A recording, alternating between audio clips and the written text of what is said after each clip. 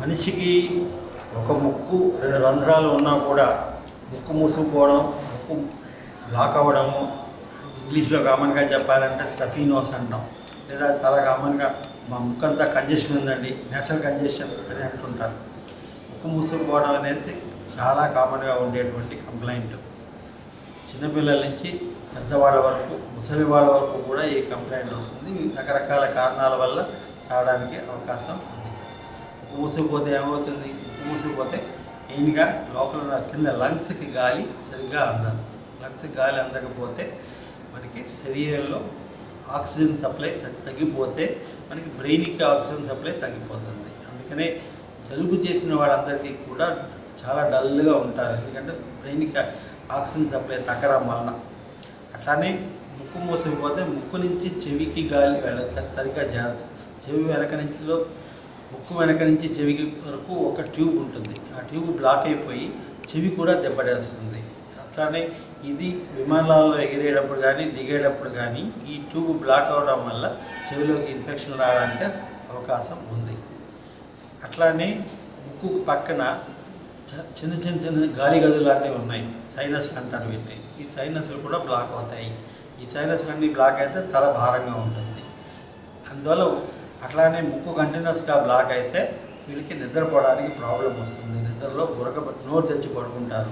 నోరు తెచ్చి పడుకుంటే గురకబెట్టడానికి అవకాశం ఉంది. ఈ గురకబెట్టిన అట్లానే అప్పుడు కూడా మనకి మళ్ళీ శరీరానికి కావాల్సిన ఆక్సిజన్ సరిగ్గా అందకపోతే స్లీప్ యాప్నియా అని వేరే రకమైన ప్రాబ్లం వస్తుంది. అందువల్ల ఈ ప్రాబ్లమ్ని ఎవరికైనా ఒక 10 రోజులు మించి ముక్కు దిబ్బడం ఉంటే వెంటనే డాక్టర్ని కలవాలి. అట్లానే ముక్కులోంచి వచ్చేటువంటి శ్లేష్మంలో ఎర్రజీరలు ఉండడం కానీ, లేదా రక్తం పడినప్పుడు కానీ, లేదా గట్టిగా రెండు ముక్కులు కంటిన్యూస్గా బ్లాక్ అయిపోయి ఓపెన్ కాకపోయినా ఇట్లాంటివన్నీ ఉన్నప్పుడు డెఫినెట్గా డాక్టర్ని కలిసి సలహాలు పొందాలి. కామన్గా వచ్చే కారణాలు ఏంటి అంటే మెయిన్గా ఎలర్జీ. ఎలర్జీ అంటే శరీరానికి మా శరీర తత్వానికి పడలేదంటాం, అది ఎలర్జీ. దీనివల్ల వచ్చే దాంట్లో ఈ ఎలర్జీలో ముందు ఊరికే ముక్కులో ఉన్న కండరాలు పెద్దవుతాయి, తర్వాత ముక్కులోకి గడ్డలు రావడానికి అవకాశం ఉంది.